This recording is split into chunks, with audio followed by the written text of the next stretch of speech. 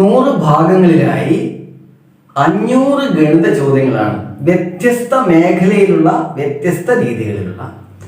വളരെ ലളിതമായി എങ്ങനെ ഇതിൻ്റെ പരിഹാരം കാണാം എന്നതാണ് പരിചയപ്പെടുത്തുന്നത്. നമുക്ക് തുടങ്ങാം. ആദ്യത്തെ ചോദ്യം ഇതാണ്: 0.1 എത്ര ശതമാനമാണ് 0.01? 0.1 എത്ര ശതമാനമാണ് 0.01 എന്ന് ചോദിക്കുമ്പോൾ ഇതിന് ഉത്തരം എങ്ങനെ കാണുക? സിമ്പിൾ ആണ്.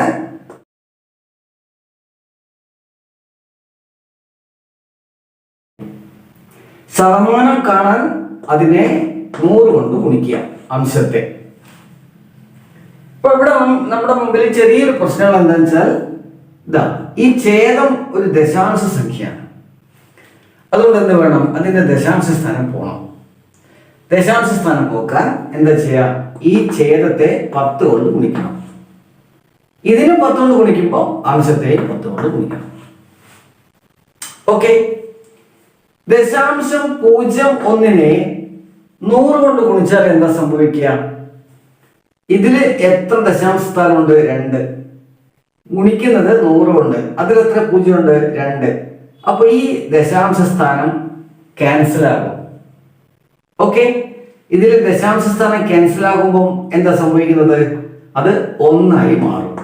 പിന്നെ ഗുണിക്കണം 10 ബൈ 0.1 10 കൊണ്ട് ഗുണിക്കുമ്പോഴും 0.1 എന്ന് പറയുന്നത് ഒരു ദശാംശ സ്ഥാനം, 10ൽ ഒരു 0 ഉണ്ട്. അപ്പൊ ഇതിന്റെയും ദശാംശ സ്ഥാനം ക്യാൻസൽ ആകും.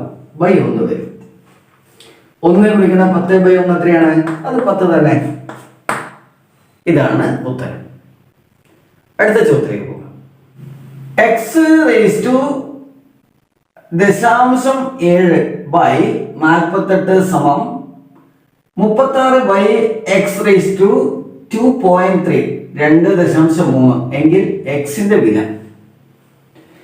x⁻0.7 ബൈ 48 സമം 36 ബൈ x⁻2.3 അതായത് 2.3 എങ്കിൽ എക്സിന്റെ വില. ഒറ്റ നോട്ടത്തില് വളരെ വിഷമം പിടിച്ച ചോദ്യമാണ്. ആരും ഇത് സ്കിപ്പ് ചെയ്ത് പോകരുത്. നമുക്ക് സിമ്പിൾ ആയിട്ട് ഇതിന്റെ ഉത്തരം കാണാം. അത് ഞാൻ ആ ചോദ്യം ഒന്നും കൂടെ ഇവിടെ എഴുതാം. x⁻0.7 ബൈ 48 സമം 36 ബൈ x⁻2.3. ഇത് രണ്ടും തുല്യമാണെങ്കിൽ x⁻0.7 ബൈ 48 സമം 36 ബൈ x⁻2.3 എന്നാണല്ലോ. അപ്പൊ ഇത് രണ്ടും ഈ രണ്ട് ഭിന്നസംഖ്യയുടെ തുല്യമാണെങ്കിലോ? തുല്യമാണെങ്കിൽ ഇവ തമ്മിലുള്ള ഗുണനവും ഇവ തമ്മിലുള്ള ഗുണഫലം രണ്ടും തുല്യമാണ്. അപ്പൊ ഇതിനെ മാറ്റി എങ്ങനെ എഴുതാം? x⁻0.7 ഗുണിക്കണം x⁻2.3 സമം 48 ഗുണിക്കണം 36. പരിഹാരമായി x⁻0.7 ഗുണിക്കണം x⁻2.3 എങ്ങനെ കാണാം? അതിനൊരു സൂത്രവാക്യമുണ്ട് അല്ലേ? എന്താ? a⁻m ഗുണിക്കണം a⁻n. ഓർമ്മയുണ്ടോ? a⁻m plus n. ഇങ്ങനെയാണ് ഇതിന്റെ ഉത്തരം. ഇങ്ങനെ വരുമ്പോൾ അതനുസരിച്ച് ഇതിന്റെ ഉത്തരം എങ്ങനെ കാണും? a⁻m ഗുണിക്കണം a⁻n ആണ്. a⁻m plus n. m plus n. x⁻0.7 plus 2.3 സമം 48 ഗുണിക്കണം 36. 0.7ഉം 2.3 കൂടെ കൂട്ടിയാൽ എത്ര വരും? 3. x⁻3 സമം x⁻3 ഈക്വൽ ടു സമം എന്താ? 48 ഗുണിക്കണം 36.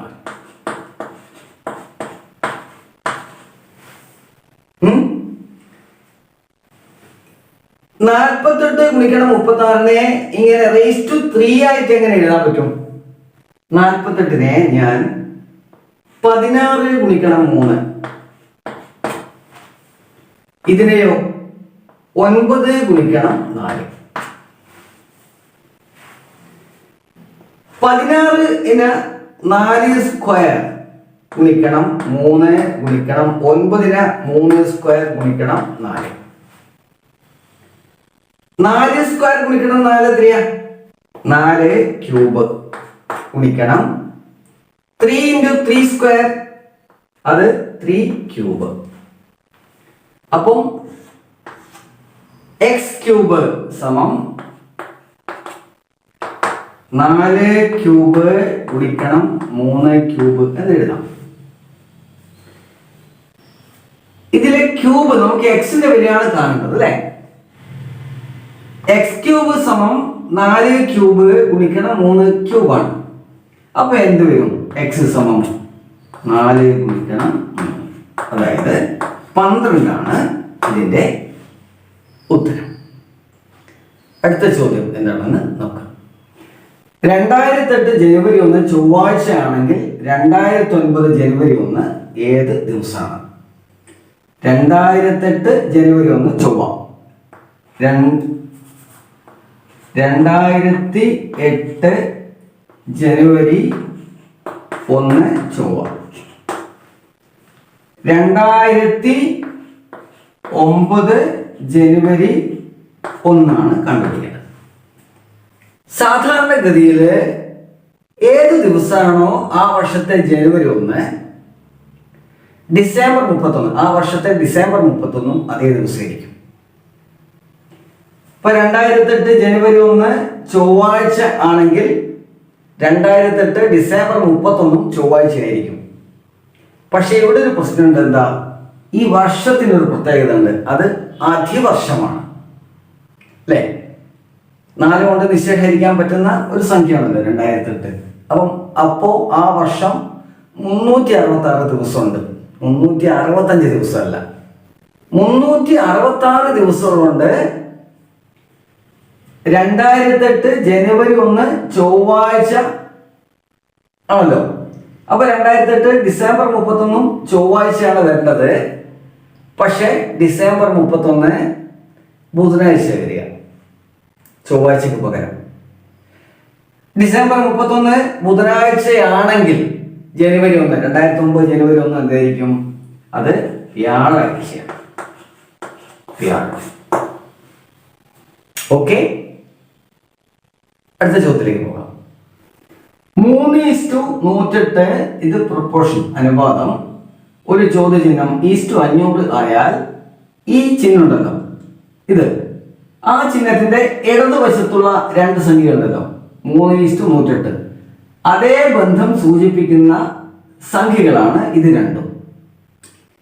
അങ്ങനെയെങ്കിൽ ഈ ചോദ്യചിഹ്നം സൂചിപ്പിക്കുന്ന സംഖ്യ ഏത്? 4 ഓപ്ഷൻ ഉണ്ട്, 6, 5, 4, 7.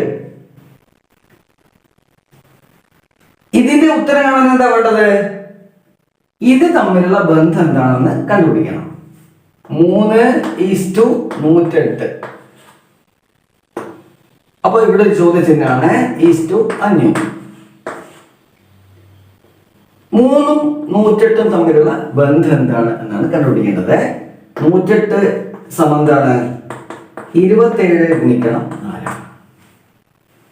27 എന്നാലോ അത് 3:3 ആണ്, ഇൻറ്റു 4.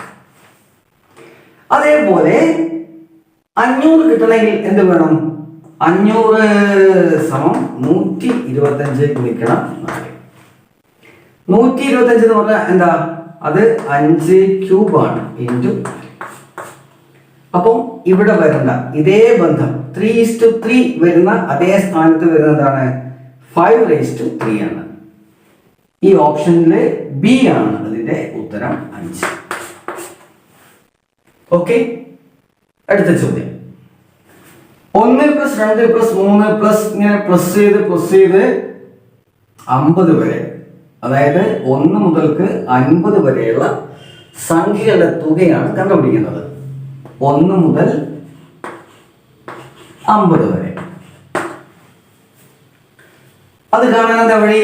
ആദ്യത്തെ സംഖ്യ 1, അവസാനത്തെ സംഖ്യ 50. ഇത് രണ്ടും കൂടെ കൂട്ടി 51. 1 മുതൽക്ക് 50 വരെ എത്ര സംഖ്യകളുണ്ട്? 50. അതിന്റെ പകുതി 25 കൊണ്ട് ഗുണിച്ചാൽ ഉത്തരമായി. 51 ഗുണിക്കണം 25. 5, 25. 20 കൊണ്ട് 51 ഗുണിച്ചാൽ 1020. 1275 ആണ് 1 മുതൽക്ക് 50 വരെയുള്ള സംഖ്യകളുടെ